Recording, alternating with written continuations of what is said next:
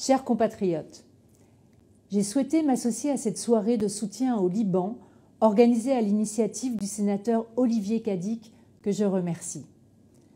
Alors que le Liban est entraîné malgré lui dans une guerre aux conséquences dramatiques, je veux m'adresser à nos compatriotes résidant dans ce pays.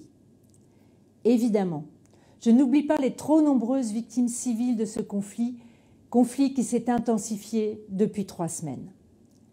Avec nos 22 000 ressortissants inscrits au Liban, je veux rappeler que notre ambassade et notre consulat général sont entièrement mobilisés pour vous venir en aide.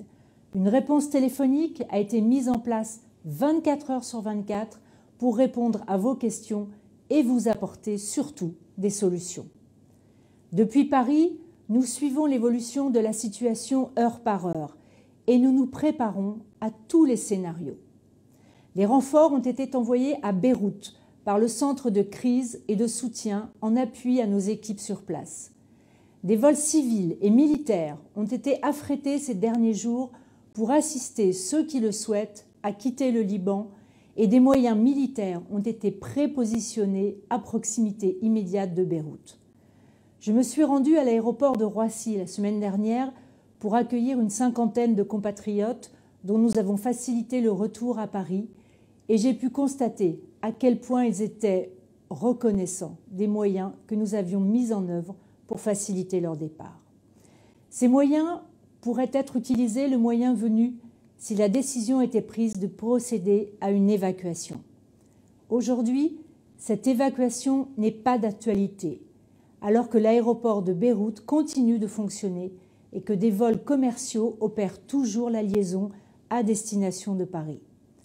Mais nous nous tenons prêts à réagir en fonction de l'évolution de la situation sur le terrain.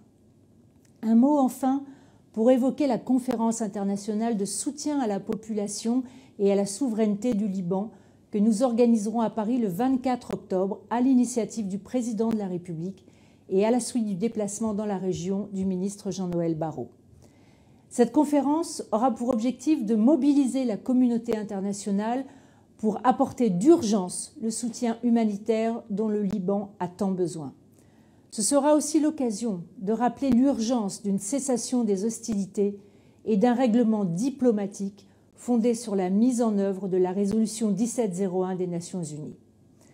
Je saisis cette occasion pour rappeler notre plein soutien à la FINUL et notamment au contingent de 700 soldats français qui forment aujourd'hui notre plus important déploiement de forces françaises sur des théâtres d'opération à l'étranger. Alors que la FINUL fait l'objet d'une forte pression israélienne pour abandonner ses positions près de la frontière au sud Liban, je souhaite insister sur le fait que la protection des casques bleus est une obligation qui s'impose à toutes les parties d'un conflit. Mes chers compatriotes installés au Liban, une fois encore, le pays dans lequel vous avez choisi de faire votre vie est en proie à un cycle de violence meurtrière. Soyez assurés que votre sécurité est notre priorité. Face aux difficultés immenses que vous traversez aujourd'hui, vous n'êtes pas seuls. La France est là, à vos côtés. Bon courage à tous.